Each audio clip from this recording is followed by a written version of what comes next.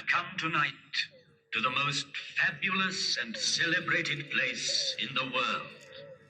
Here on the plateau of Gizeh stands forever the mightiest of human achievements. No traveler, emperor, merchant, or poet has trodden on these sands. With each new dawn, I see the sun god rise on the far bank of the Nile. My face, which is turned towards him. And for 5,000 years, I have seen all the suns men can remember come up in the sky. I saw the history of Egypt in its first glow, as tomorrow I shall see the east burning with a new flame. Through the ages, I received many names who came to me in adoration. Father of history, Herodotus. He, close to the Nile, I watch over the plateau of Gizeh, over all its monuments, of modest or fantastic height. They are tombs.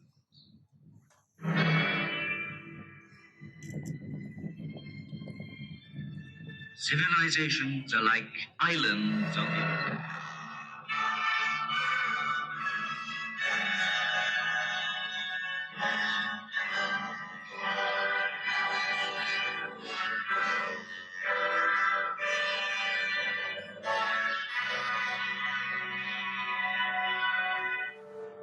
Pharaoh of the 4th dynasty, 4,500 years ago. Here is the great pyramid which he built to defend himself against death. 455 feet high.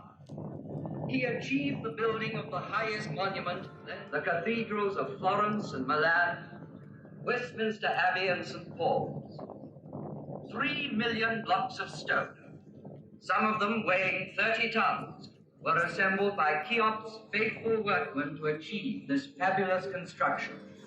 At the center of it, the pharaoh planned his inner chamber, where his mummy was to lie in splendor for eternity.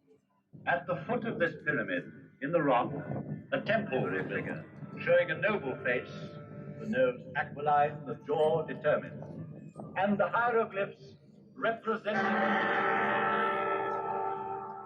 It too bears an inscription, Khephren is great.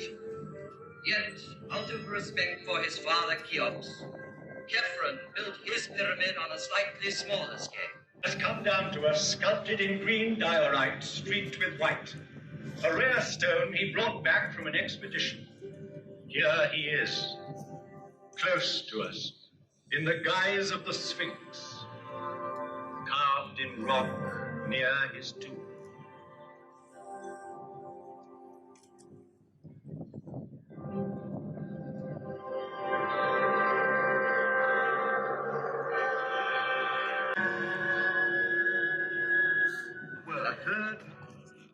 Though smaller, the Pyramid of Mykerinos is perhaps the most impressive for being the culminating point of a vast design. Having built it, the workmen climbed down from its granite flanks and, laying down their tools, looked up with wonderment.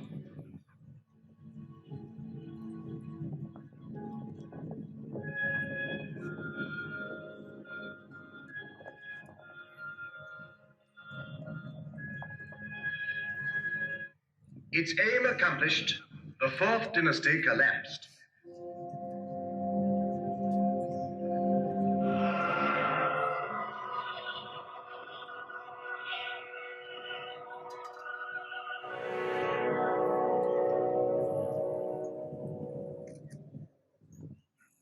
Here 3 pharaohs reigned, yet Cheops, Khephren, and Mykerinos still reign, bearing the double crown of upper and very proud.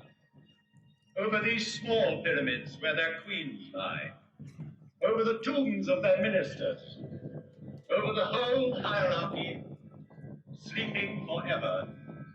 Chamberlains, high priests, buffoons, architects, courtesans, each in his proper place in these funerary chambers, which are called mastabas. For this is a royal palace of the dead, with triumphal perspectives, pavilions, corridors, secret rooms, strong walls. It was a city of another world, approachable by the people only as near as the outer temples, where their devotion led them. Coming from the Nile, one ascended by a monumental causeway built on the same colossal scale to the high temples, where only the priests lived among the secrets of the mummies. They alone knew for what journey the great barges were being prepared at the foot of the tomb.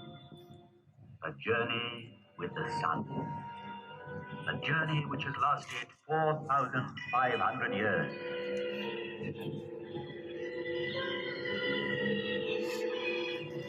In the maze of this necropolis, let us stand by a tomb like 1,000 others, that of the mother of Cheops, and in it, by the litter marked with golden hieroglyphs, which she had prepared for the eternal journey by her son's side.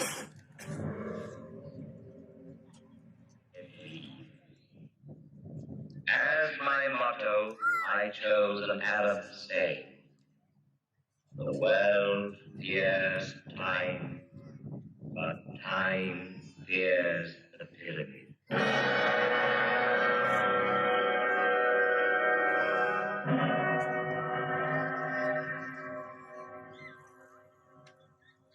Immortality. To achieve this, embalmers prepared the body for 2 months, emptying it of all but its heart and kidneys.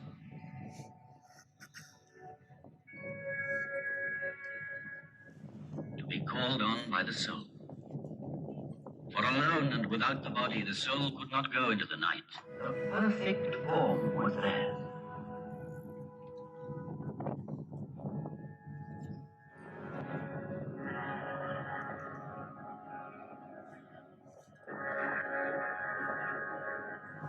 Stone by stone, it was built from earth to heaven.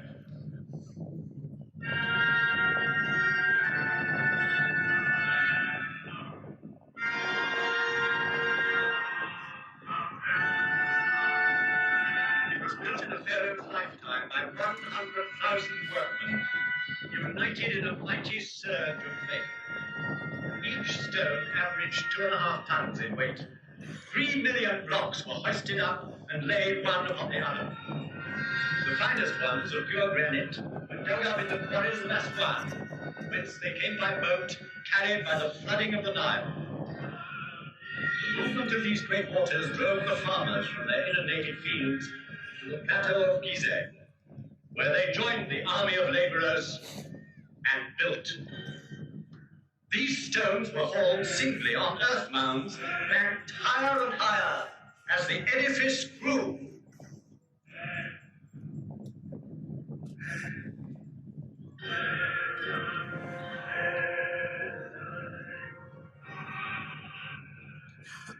In front of such superhuman efforts, he believes. Here man thought that There, at my feet, on this vast site, with mankind still in its infancy, walked and worked surveyors and sheltered in caves. O noble Nile, I salute you, for your waters flow majestically and fostered this sacred enterprise. One day the desert sands invaded the fields, marshes dried up on the river's bank. And so, to save his life, man invented civilization. He had to contend with floods. He designed dams and culverts. He came to love the earth and wanted for his grave.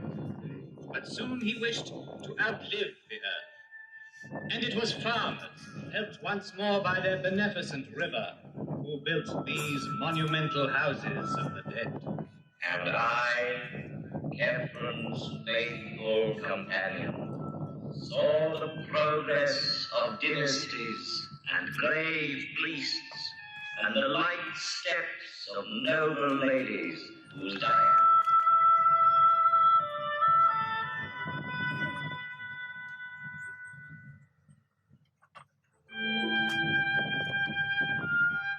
Do you remember the story of the falcon that stole a sandal while the women were bathing?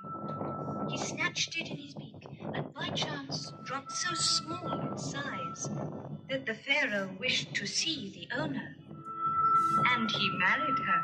And do you remember how it was by a magician? Wishing to impress the pharaoh with his magical powers, he willingly revealed what he had done, but carelessly chastised. Do you remember?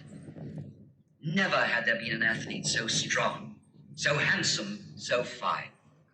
His shoulders were broad, his waist slender, his thighs were of bronze, and he could tame at will the wildest horse. His exploits are engraved on a stone which he laid before you. Then time in passing left him behind like an old monk. Seven was far away from his land.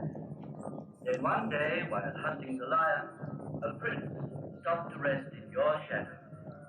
Fell asleep, you gave him a dream and spoke to him. And the white crown and the red will be yours. The crown of Upper and of Lower Egypt.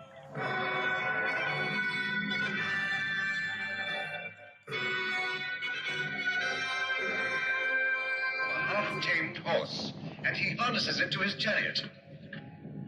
There's a gasp in the crowd, but the pharaoh is holding the reins tightly and curbing the horse to his will.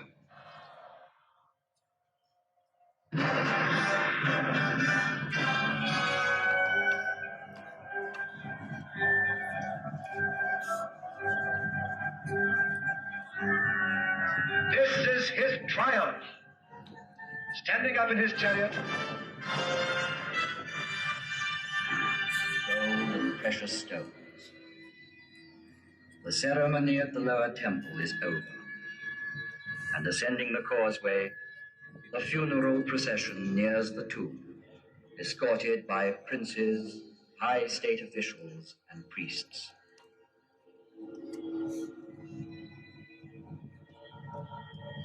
In the funerary chamber, and everything has been prepared for the crossing of the lake which leads to the other world. Part of the wall was the door. The final farewell. Thou, King, thou leavest us not dead. Thou departest thine. If thou goest, thou shalt return soon. If thou sleepest, thou shalt awake. If thou diest, thou shalt walk again. Oh, glorious traveler into eternity. Thou art now captive.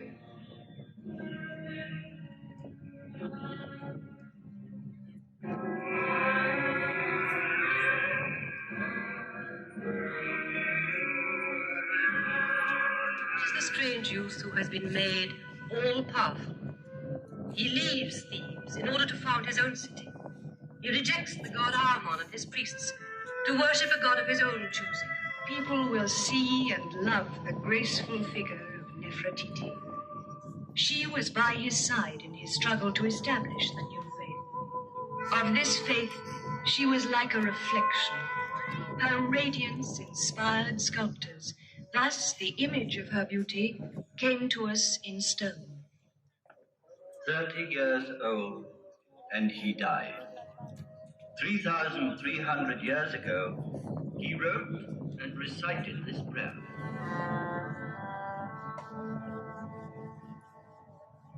Your dawn, O living Aton, takes my breath. You possess my heart. You are the maker and giver of all things, and men live by your grace. Aton, living and life-giving forever and ever. Called Nefertiti. Yet there is sadness still in the hearts of men. His successor's name was to have been Tutankhaten, Return to his sister, Tutankhamen died not yet 20, after a reign of 6 years. But 3,000 years have not yet withered his fine, youthful face, nor tarnished the treasures gathered round him in his unfinished tomb of the Valley of the Kings. Today, I saw conquerors reflect before me and bow their heads. I saw Alexander the Great, handsome as a barbarian, thoughtful as a prophet. Here, somewhere in this earth, he rests, awaiting resurrection. I saw Caesar one evening. He feared the sun. Our last queen, Cleopatra, bore him a child, but Caesarion was not a true pharaoh and died before ascending the throne. I saw Napoleon and his burning eye. Centuries passed over my forehead, yet those great soldiers raised no more than dust. I have known years of despair leave ugly. No longer did anyone come and pray at my feet or listen to me. The keys of old Egypt were lost. I was nearly buried in sand.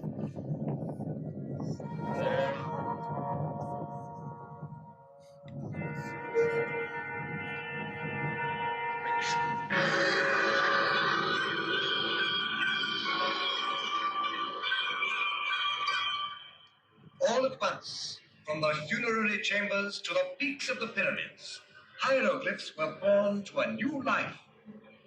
Herons, lotus flowers, fishes, hares, and drapes, the mysterious characters suddenly woke up, fluttered, and sang like creatures of the fields as the sun rises. It is as if in answer to a celestial call of trumpets, old Egypt had risen from its grave, young and immortal. Young, immortal, and rich in beauty, like Nefertiti.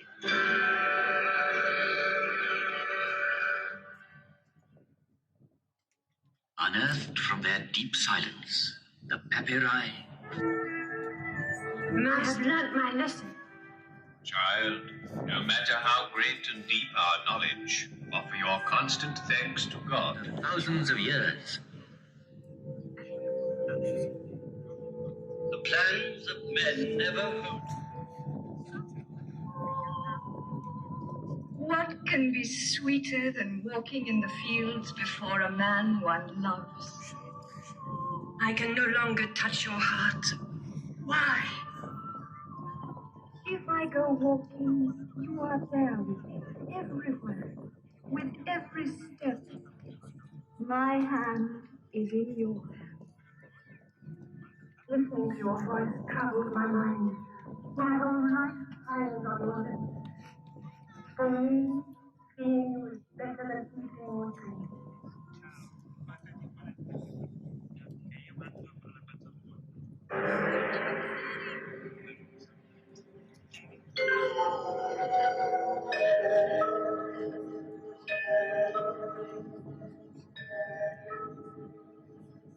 Such was my message from the depth of the ages. Girls' voices, the voice of wise men, of children, the voices of ancient Egypt, and Rome, Christianity, and Islam.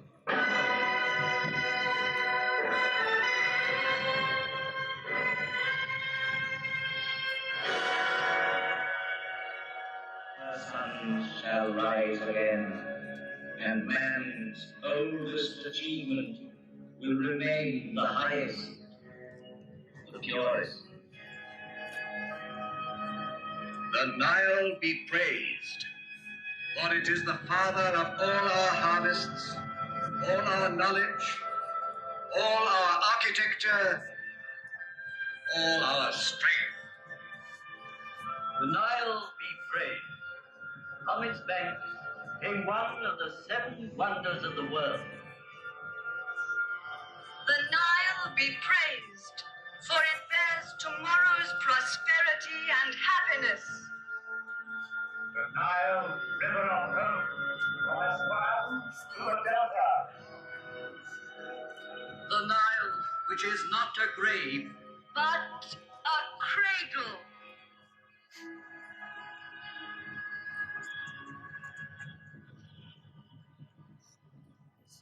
In the course of time, only human achievements crumble and fall. But the spirit which conceived these monuments cannot perish